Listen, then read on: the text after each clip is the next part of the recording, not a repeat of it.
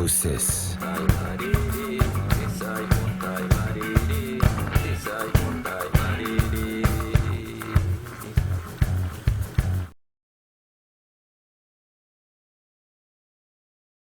I think it's important not to rush to too many conclusions too fast, because essentially, we don't know how our own brains work. We don't even know how our brain conjures up an image of what is objectively outside our heads. When the photons hit the retina, they don't go inside the brain. What actually happens is that information, that photon bombardment, is transduced into electrochemical information that is then decoded and classified and categorized back here at the back of the head where the visual cortex is. And then somehow that information, which is deconstructed into color, movement, depth, is reconstructed into an image that looks to me that it's outside my head, but it's actually being concocted inside my brain.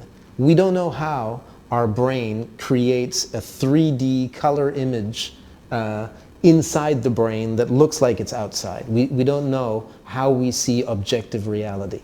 That's the mystery of consciousness.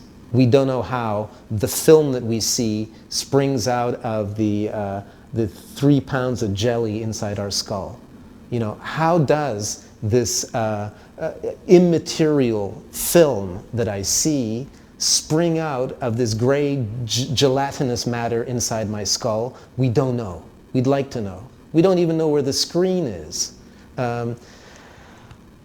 When we take ayahuasca, there's a screen, there's a film. Boy, is there a film. The colors are 10 times more intense. You see stuff you've never seen in ordinary reality. But meanwhile, there is no objective outside, there's no photons bombarding your retina. We have even less idea of what's going on inside our brains when we are hallucinating. Now, it is a suggestion of Fritz Albert Popp, who studies biophotons.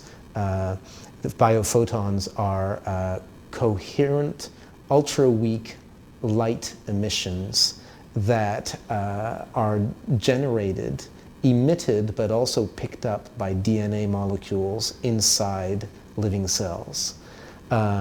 This is somewhat marginal science because the evidence is necessarily indirect. In other words, if you open up a cell, open up the nucleus, thereby killing the cell, and extract the DNA molecule from the now dead cell, it no longer emits light.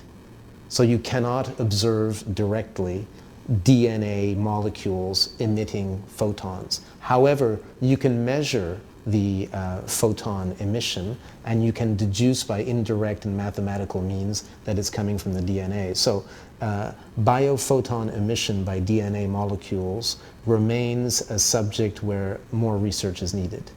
But Fritz Albert Popp has suggested that ordinary consciousness, this experience we have where we actually see light, well, what is this light that we see? It's not the actual photons themselves that are hitting on the retina.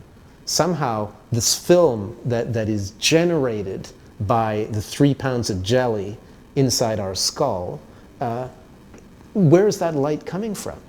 Well, we know that our brains are filled with cells, and that cells are filled with DNA, and we also know that DNA is emitting and receiving photons.